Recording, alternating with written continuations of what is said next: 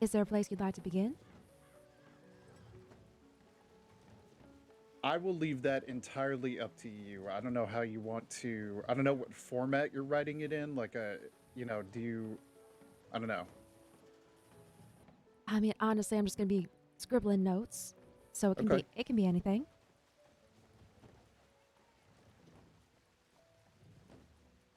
I guess. Well, let's just start at the beginning then. I was gonna say I have the questions here. If you would like to ask them, if that would be easier. Sure. I know a lot of people go through changes in the crossing. So, Hmm. where were you in life when you came here?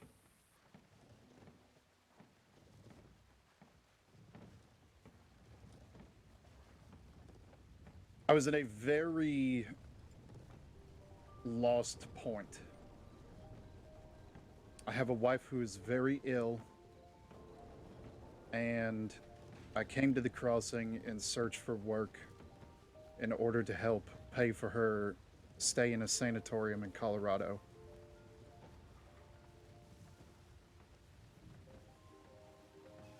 I didn't really have any other purpose besides getting a job to keep her supported and comfortable.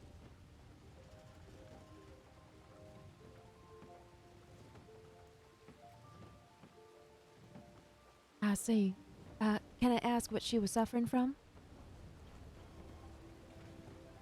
The doctors don't have a name for it.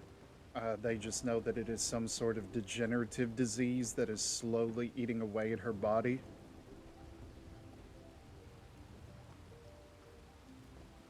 Uh, making her very weak, things like that. I'm so sorry to hear that. Is she still with us? Yes. How often are you able to visit her? Um, I visit her at least once or twice a month.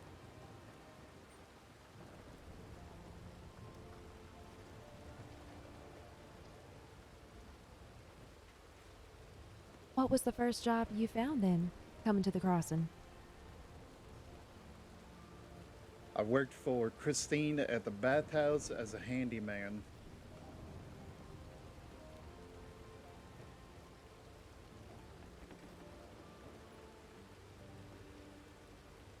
So you, might have experienced that family's firsthand then. Oh, yeah, absolutely. I worked there for a very long time, many, many months. I was also the only legal worker in that whole building. Everybody else participated in bank robberies, things like that. But Hmm. I told Christine from the get go that I wanted to just take care of the building, get paid for it, and that's it.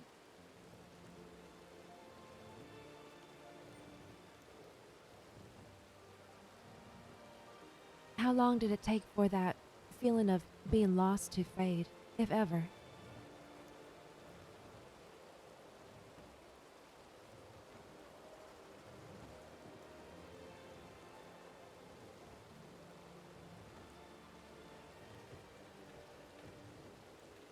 A long time.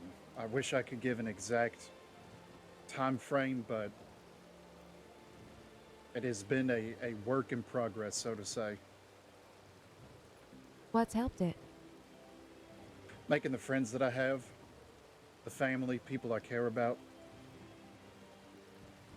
they've helped me find purpose, a home in this place.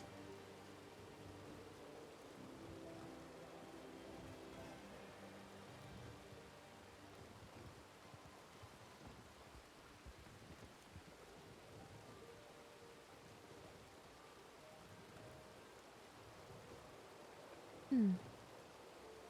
Well, I find that's probably a good segue to the next stage because you came to the cross and feeling lost and like you had a mission, earned some money to help your wife, and then along the way you probably changed a bit.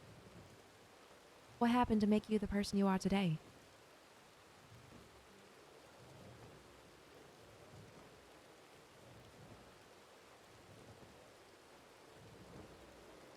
I realized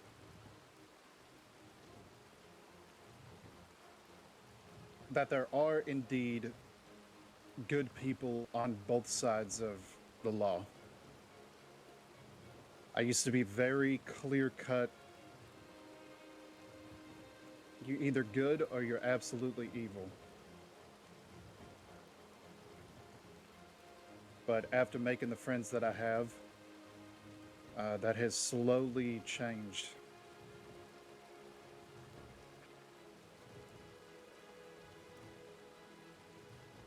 How would you say that impacted your worldview?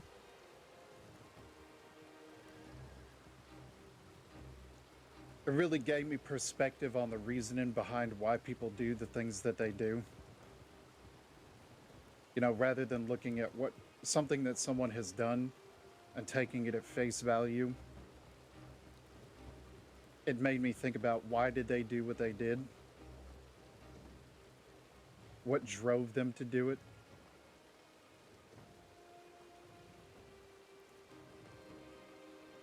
Hmm. What are some events you recall happening that helped flesh out that perspective?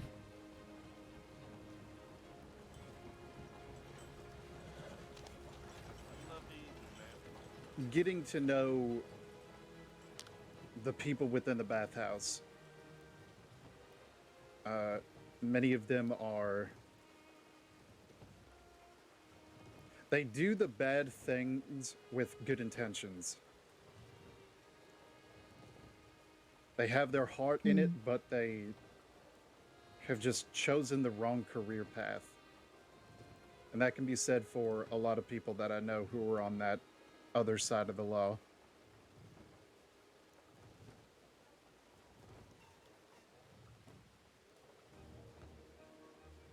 Was there, I guess, a particular event or something that happened? I mean, you mentioned bank robberies and that sort of thing. Was there a moment where you really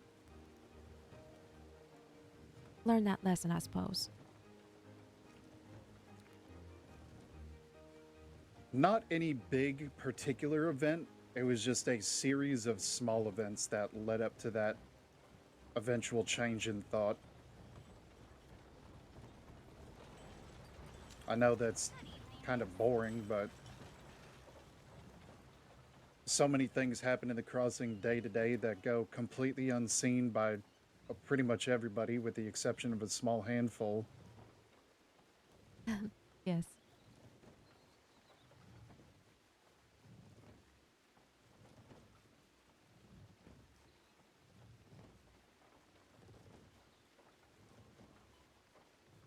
Yes, that's all right. Anything else happen outside the bathhouse that you would say changed you as a person or helped influence you who you are today?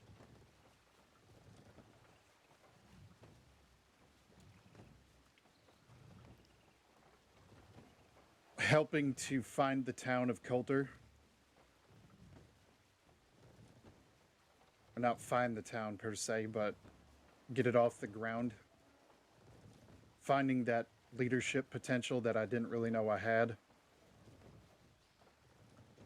I never really considered myself a leader, but helping to get that town off the ground, that a lot of people kept telling me, you know, this is who you are. You have that drive to do something great like that, to take care of others. And then eventually becoming the leader of Bluestone. That really cemented the fact for me.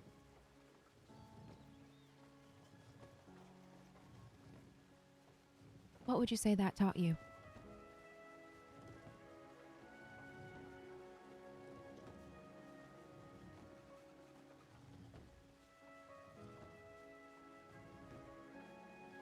I am a lot better at leading folk to do what they need to do than I thought I would be.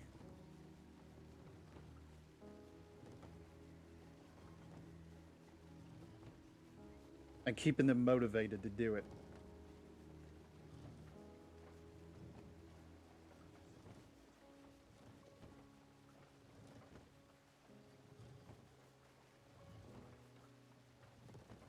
I'm sure that was an important realization, seeing as you now have the position you do with Bluestone.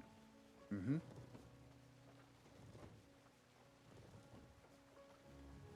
What are your plans and goals for the future then?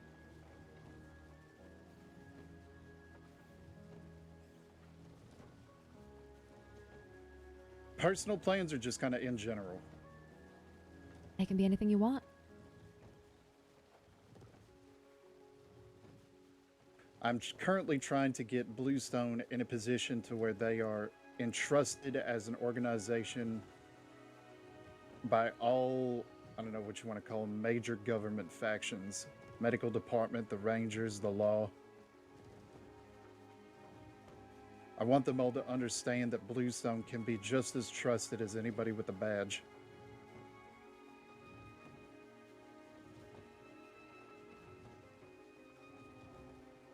That they can rely on us.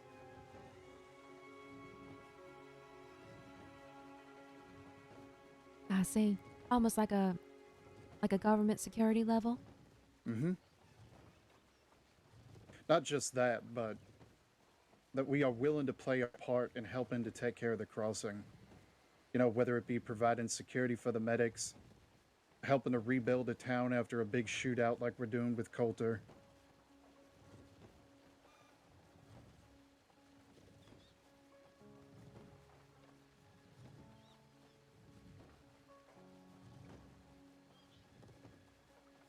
What kinds of jobs would you want to do in the future if you got to that level of trust? Because I know Bluestone currently has a contract of sorts with the medics. Mm-hmm.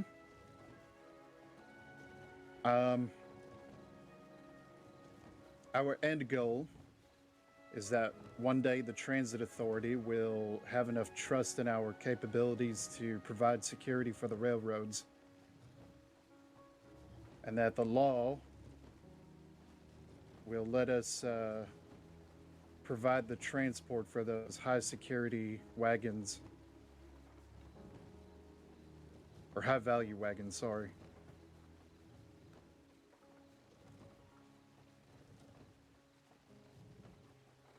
And out of curiosity, what would you say sets Bluestone apart from all the other security companies in the crossing? Our understanding of the laws that are given to us by the state in terms of self defense, you know, there's so the laws are so particular to each deputy. Everybody interprets them differently, but there's still a general understanding at the core of what they are. And a lot of these other security companies, they don't get that. And they do things that they really shouldn't do, and they end up getting charged with vigilantism, and they become just another gang, another group of guns for hire. And they don't try to build those connections with the law or the medics or the rangers or anybody like that. They do it for profit.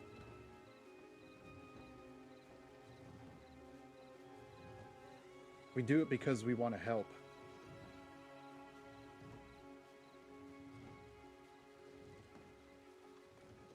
I see.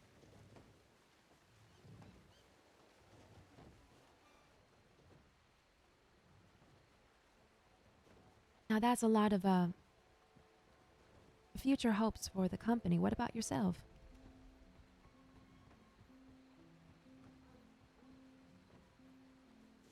I guess the same as anybody else who comes to the crossing. Make sure that their friends are okay, their family, loved ones.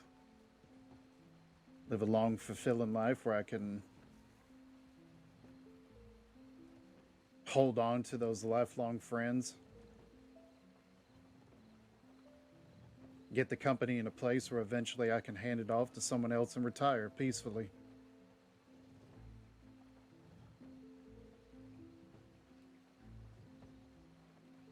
And your wife?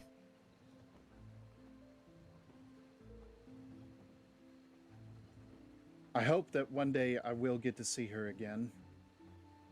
However, considering the circumstances, I have a feeling it will be in the afterlife.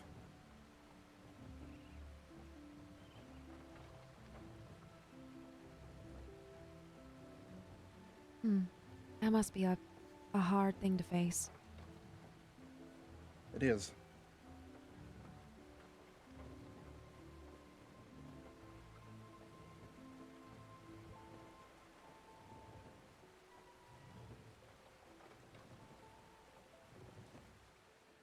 Now, I think I might have the answer to this based on what we've talked about, but what would you say is the greatest accomplishment of your life?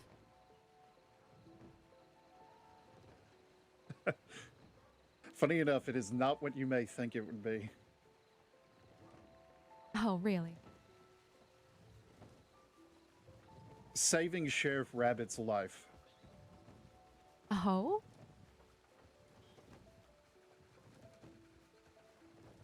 I think about the things that I've done in my life, and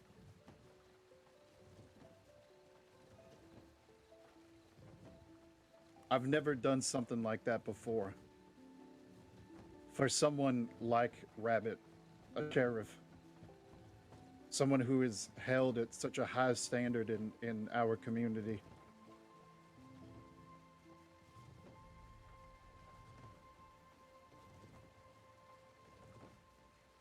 Can I ask what the circumstances were for that?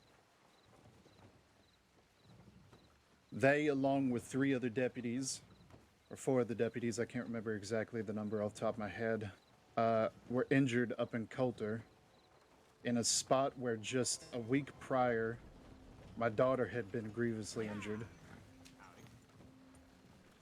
And I knew where they were, and I knew where two deputies were heading to rescue them. So I made my way over there and I helped pull them off the mountain. This was back when I lived in Coulter, so I knew the area very well. Rabbit was severely injured, dislocated their hip, broken two fingers, suffering from hypothermia exposure. You said dislocated hip and what else? They had two broken fingers, and they were suffering from hypothermia and exposure.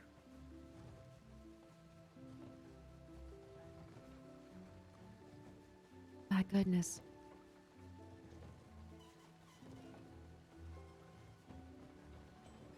That's something I think about every single day, pulling them down off that mountain. And it sounds like you got there before the other two deputies?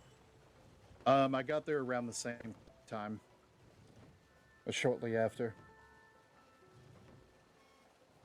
What did that do for your relationship with Rabbit? Became close friends. Someone that I look up to.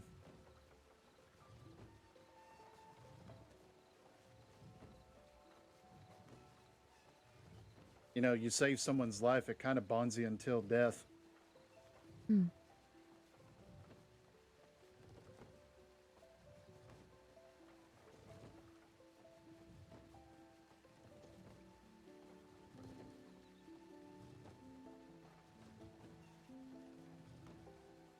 And why would you call that your greatest accomplishment? The fact that you saved someone's life or the fact that it was Rabbit's life? The fact that I saved someone's life. I was so used to taking them. I never really had the opportunity to go out of my way to do something like that. You know, of course, when you're in a gunfight, you save your friends' lives, but it's different when you don't have to help them, but you still do it anyway because you know you can help and you know you'll make a difference.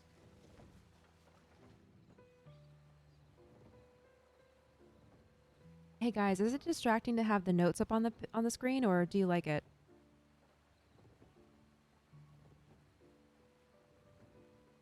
When did you take lives? I used to be a bounty hunter for a very long time when I was Oh. younger.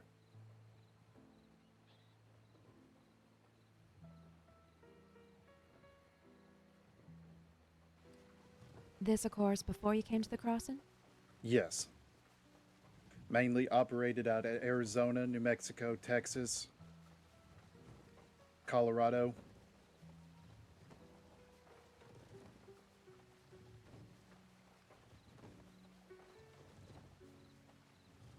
My goodness, what made you stop?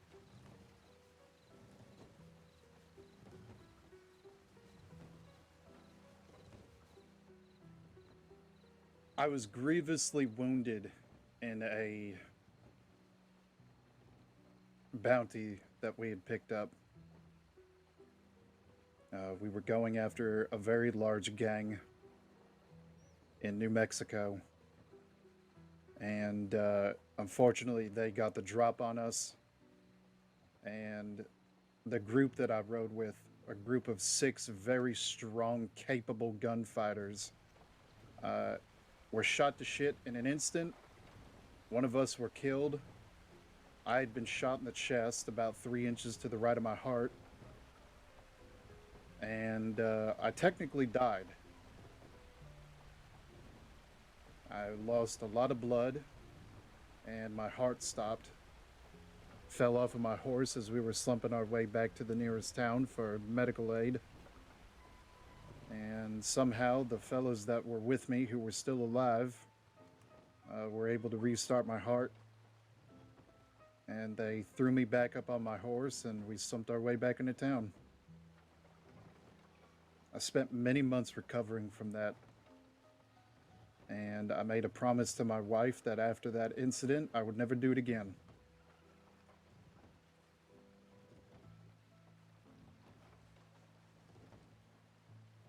And so I'm imagining that naturally led to finding a new way to make money. Yes.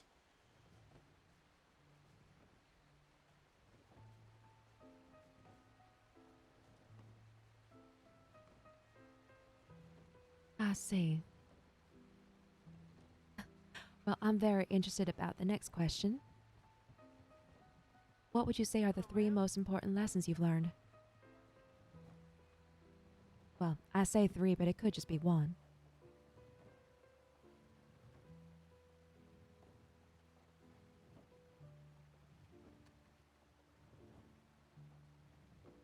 All right, Polly.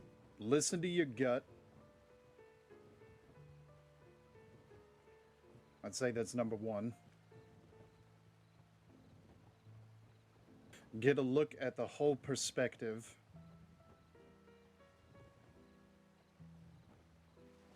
Is number 2.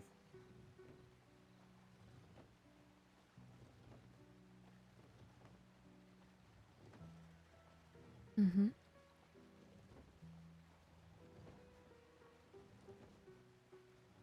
Never forget that there are always people you can trust.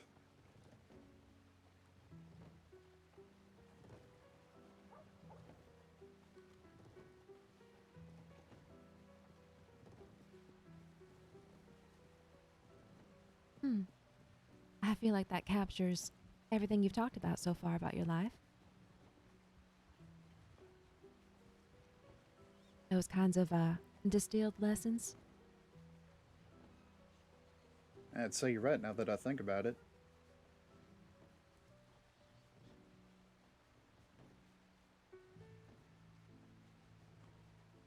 And what would you say was the most pivotal moment?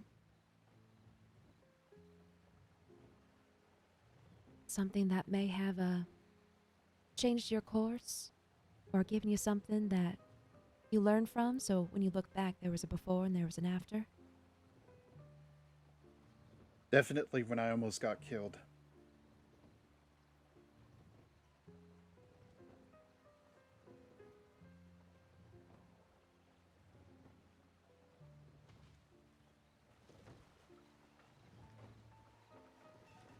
Well, how would you say it was pivotal?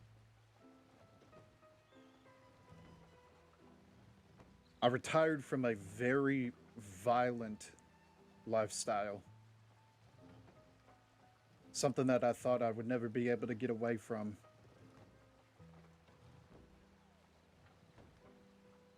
But I gave it up just as easily as I'd gotten into it.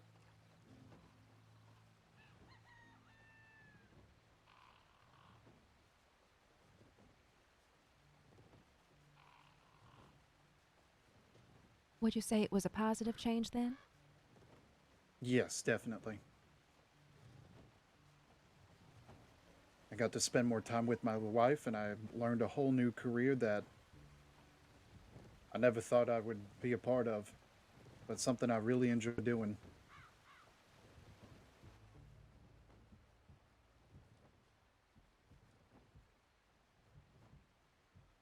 Hmm.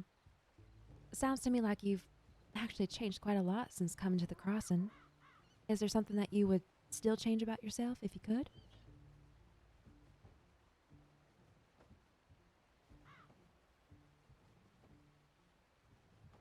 There's still a part of me that is just as ruthless today as I used to be when I was younger.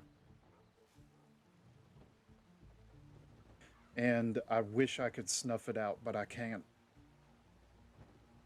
It is so driven into my soul at this point.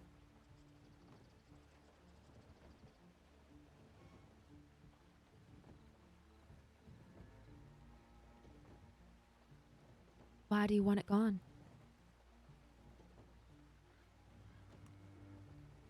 Because I wish I could look at everyone and think of that gray spot of morality. You know, think of why are these people doing the things that they're doing? But there are some individuals who live in this state that I just cannot do that with, no matter how hard I try. What do you mean by that?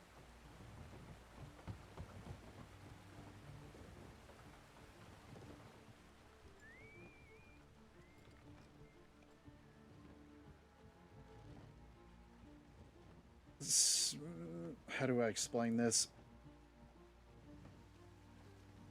There's some people in the crossing who I believe are true monsters. I wish I could look at them with that shade of gray, but because of the actions that they have committed, there is still a part of me that clings on to the old me that looks at them as if they were a monster. You know, if you rob a bank or something like that, I don't care. It's not a big deal. The banks are insured, the people get the money back. But if you torture folk, kill families, gun friends down just because of associations,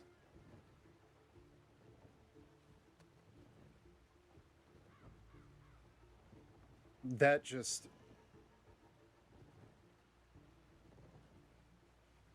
it irks me. Hmm. And because of your bounty hunting days, would you say that when you look at them, you see crosshairs? I do. Very much so.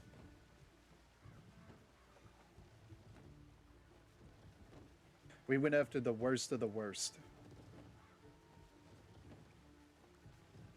People who'd burn down towns, kill everybody in them, women, children, old, sick. They didn't care who. They did it for money because they thought it was fun.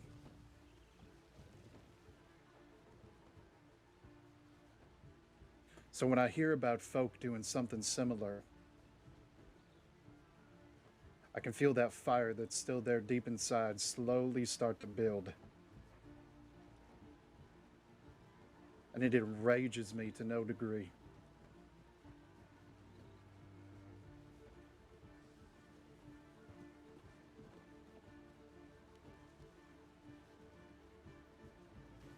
So it almost sounds like you're wishing that you could see innocence or Mm-hmm. see innocently, where instead of seeing the horrible actions they've taken, you can see their humanity. Exactly.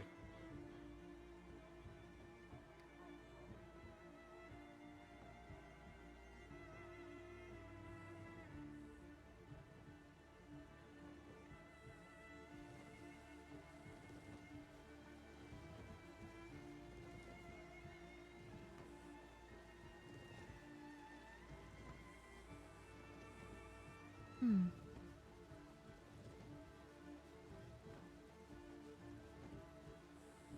It was like when you and I had that chat the other day about Edgar Lopez. Right. You got to see a side of him that pretty much no one else got to see except you and Delgado and Candy Cane. Maybe I saw a side of him that only I saw. That too.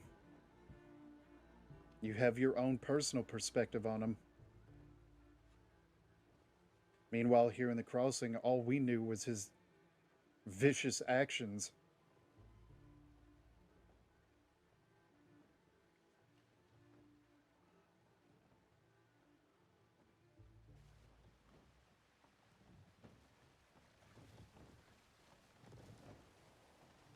That's actually something that I've been talking about recently. The concept of black and white and shades of gray. Mm-hmm. Makes me wonder that if I saw enough monsters, if my shades of gray would turn darker permanently, like yours seems to. They do.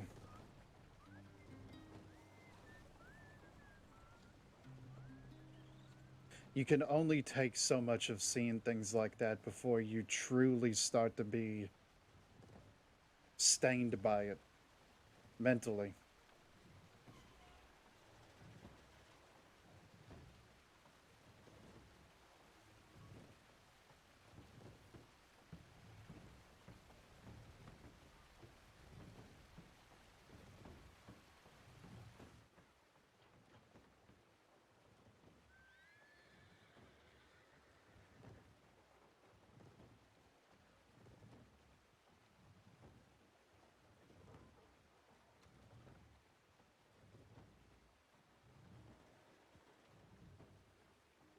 Hmm.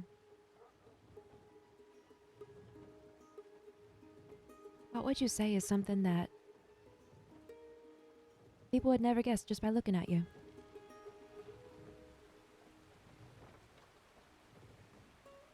That is a very funny question. How soft I truly can be.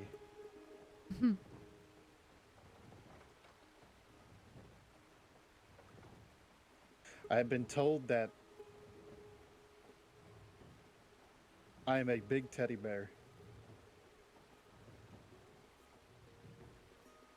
I look vicious on the outside and I have my moments, but when you truly get to know me, there's a soft side that I do not get to express to a lot of people.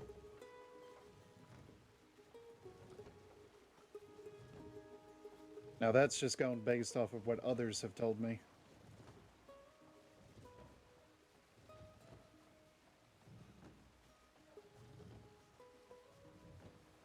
What would you say is your own observation?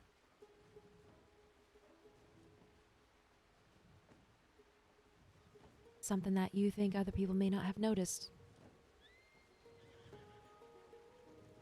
How much I truly do care.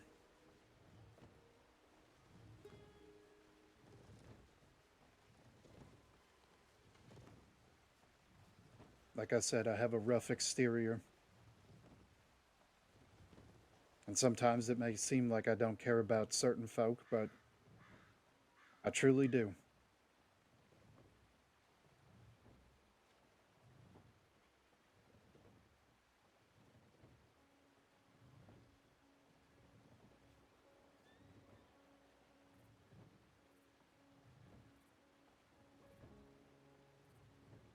What makes you care? Just saving people, humanity, or something else?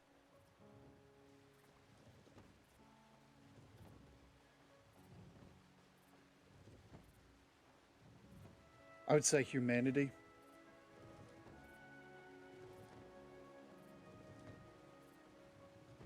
Showing that kindness to folks.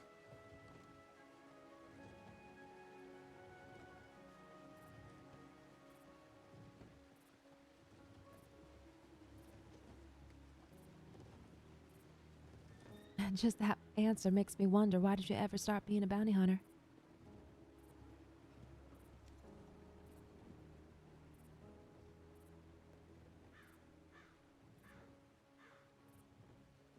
My father was a lawman in the town that I grew up, Silverton, in Colorado. He was a senior deputy of the sheriff's office. And one day, a very dangerous gang rode through town looking to rob the local silver and gold depository. And he was killed, along with 2 other deputies. A group of surviving lawmen from the sheriff's office, including the sheriff himself, and a few other capable men in the town were rounded up to form a posse to go after this gang. And we killed them all right there on the border of town. And ever since that day, we all kind of made a pact together that we could not return back to our normal lives.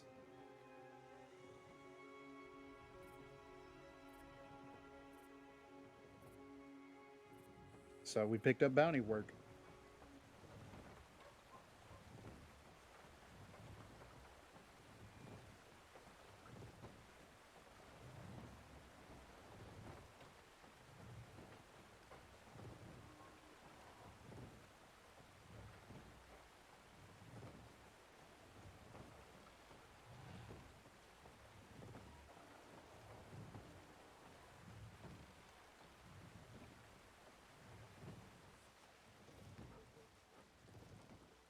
All right. Do you know if the other deputies that day, if they've kept to their pact?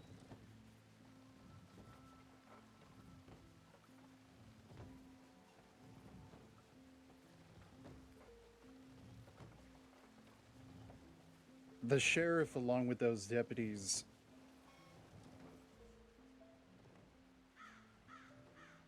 after witnessing what this gang did to our town, we all came to the same understanding that they can only do so much with the position that they have.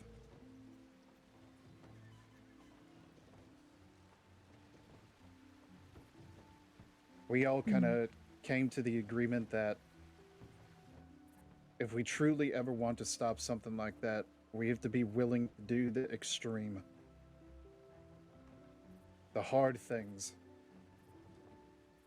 that not all good people can do.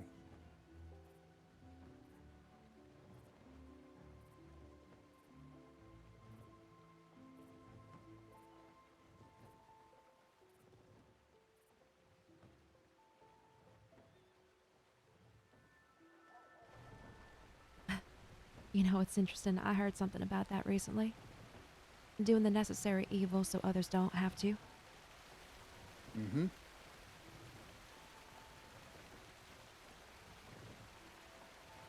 That's why Rabbit is such a good friend of mine.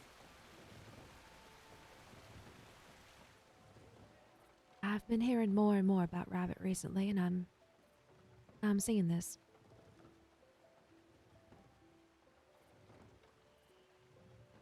It's kind of strange to learn about someone else from many different sources, most of them being people. It's like watching a vase get filled up with water. Mm-hmm.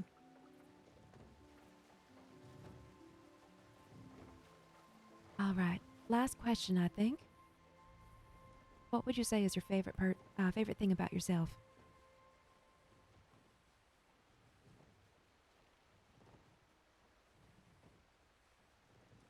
You know, I was going to give you a funny answer and say something like my mustache, but I think I'd rather give you a more real answer. I can do both.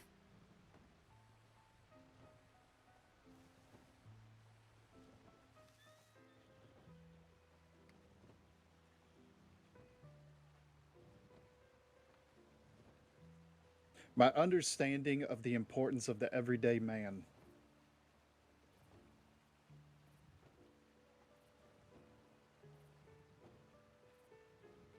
And describe that for me. You know, a lot of people would say that the crossing is it runs on the back of the law fighting these criminals every single day. But it is truly run off of the everyday folk. The people who run the saloons, the general stores, delivering oranges, the ranchers, small business owners. If it weren't for them, for us, the crossing would be nothing.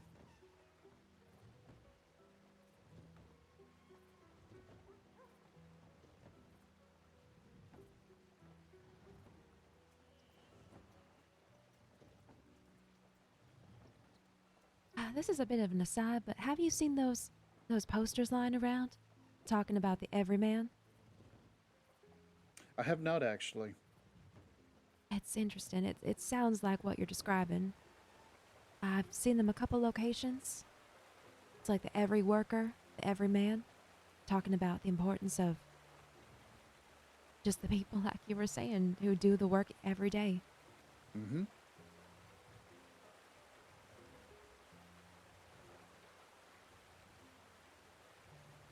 Like I said, there are so many stories that go untold in the crossing every single day.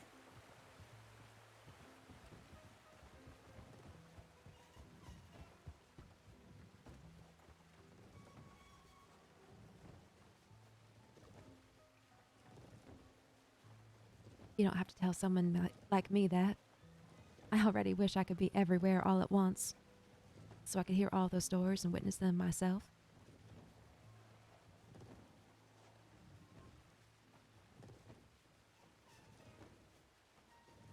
Who knows? Maybe sometime in the future you'll get to have some sort of ability to just be at a place in an instant. Wouldn't that be nice? Mm-hmm. You like the wind? And just breeze across the crossing in a second?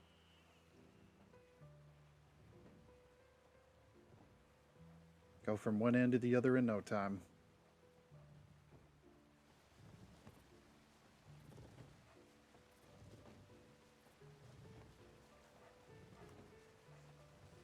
You know what? I do have one more question. This one's not on the list. Okay? Speaking of being able to do the inhuman, like travel very quickly across time and maybe even space.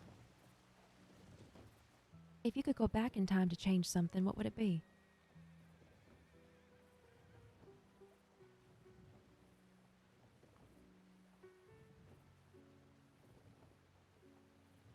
Saying yes to ride out with that group and go after that gang.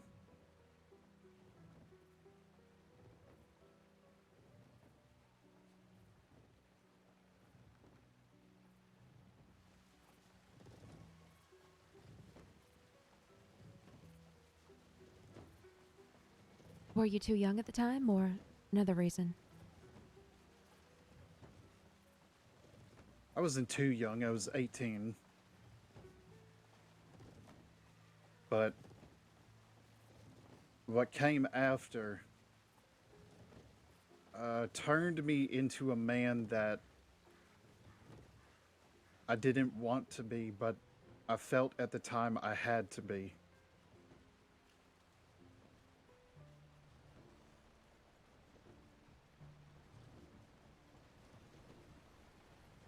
What do you think would have changed if you had written out with them?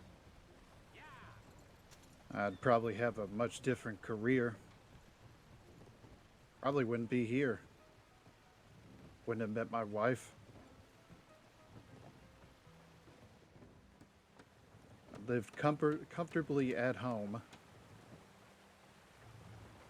working on my family's property.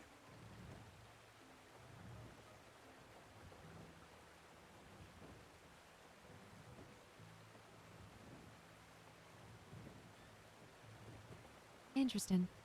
I was just curious after everything we talked about. Hmm.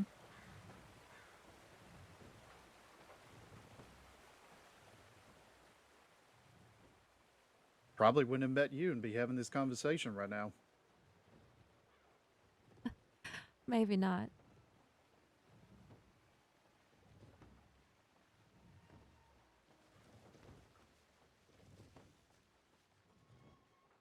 All right, well, that is all my questions, unless there's something else you'd like to add.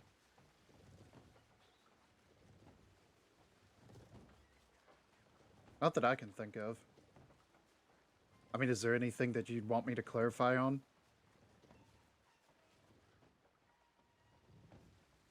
I don't think I would know until I start writing the biography.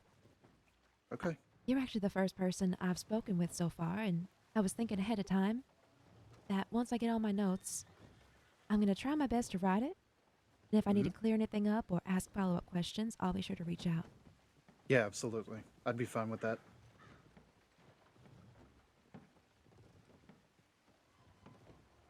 I do appreciate you participating and being so open about yourself.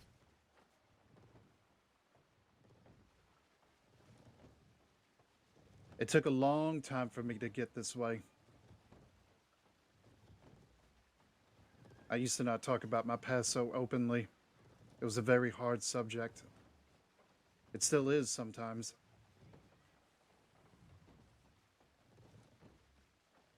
Plus, having that kind of reputation, it's something you don't want that getting out to criminals. Hmm. Makes you a target. Is there anything that you've talked about today that you would not want me to include in a book others might read?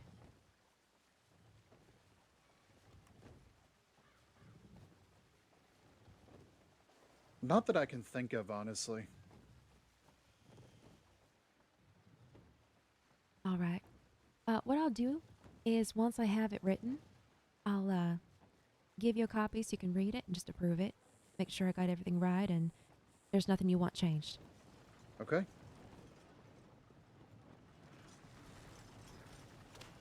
Well, seeing as this is the first time, I'm not quite sure how to wrap it up, other than just saying a thank you again. And I'm sure this is going to take quite some time to write, so I'm not sure when I'll be reaching out again. That's all right. I'm in no rush. I will be here.